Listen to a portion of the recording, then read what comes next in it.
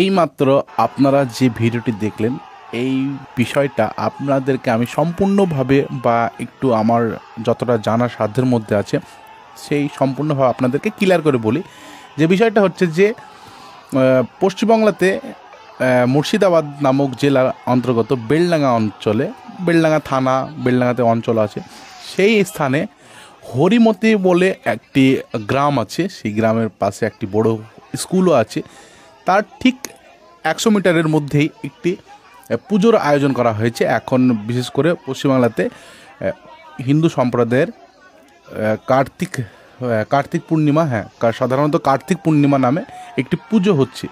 সেই পুজো উপলক্ষে নাচ গান, প্যান্ডেল, গানের একটা শোরগোল সৃষ্টি করেছে।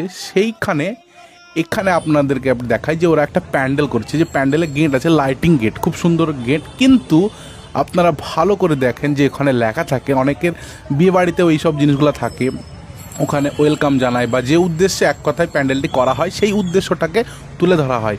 কিন্তু এখানে কি লেখা আছে আপনারা ভালো করে দেখেন, যেখানে লেখা আছে মাদার ফাকার এবং লেখা আছে আল্লাহ।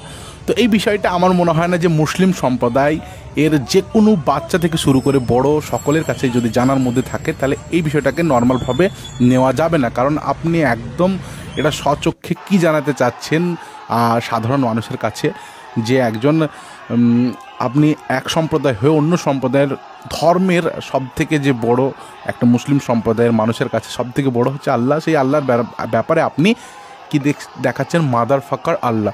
এটা আপনি গেঁটে লিখে সবার সামনে আপনি যাপন করছেন।